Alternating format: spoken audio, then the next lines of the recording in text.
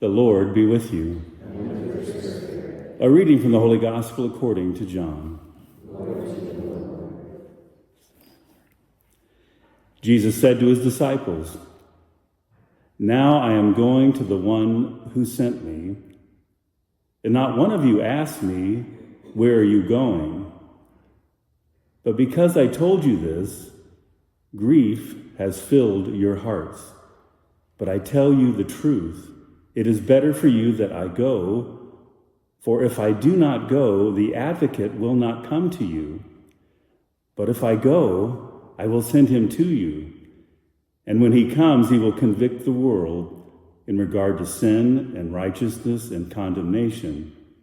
Sin, because they do not believe in me.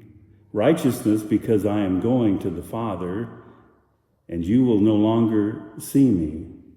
Condemnation, because the ruler of this world has been condemned." The Gospel of the Lord. Praise to you, Lord Jesus Christ.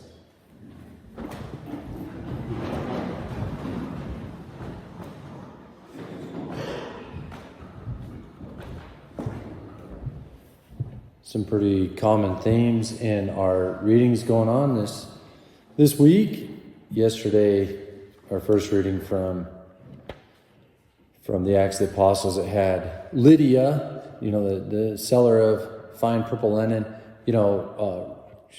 She already believed in God, and then when Paul and Silas, whoever really brought her the faith, like she really came to believe, and it said that her and her household were baptized.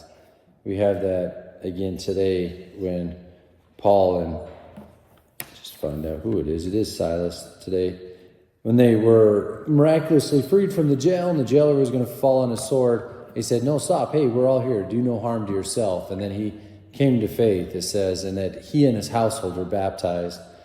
Just interesting themes I've run into here recently, situations where there's quite a few hoops to jump through to have your kids baptized.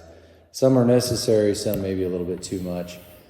They're all circumstantial. I kind of marvel at these guys. Like, hey, the Ethiopian eunuch, there's some water. What's preventing me from being baptized? Nothing. Go baptize him. You got to jump through a lot of hoops today to get baptized.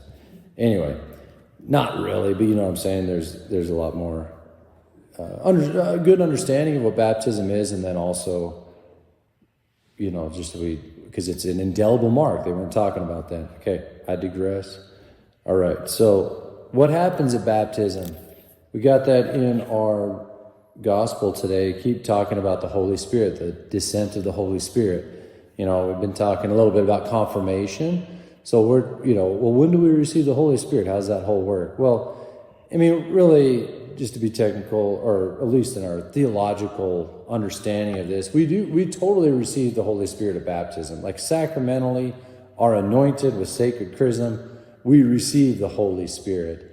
It's in baptism or in confirmation that we're sealed with the Holy Spirit in a mature missionary way to then go and act. So like in baptism, we become children of God.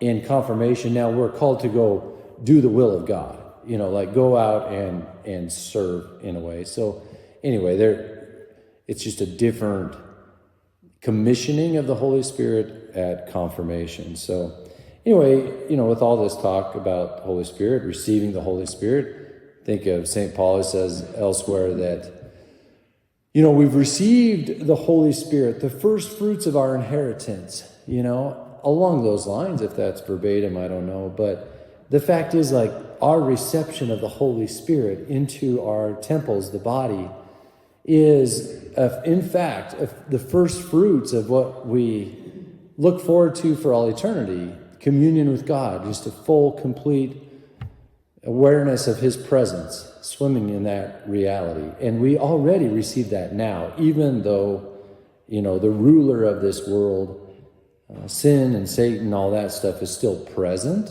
Okay, John says today, condemnation because of the ruler of this world has been condemned.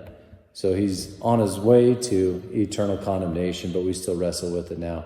Anyway, we've received the Holy Spirit in our baptism, thanks be to God, and also sealed in a more mature way in confirmation. And all that is the first fruits of the inheritance that we hope to more fully enjoy in eternity.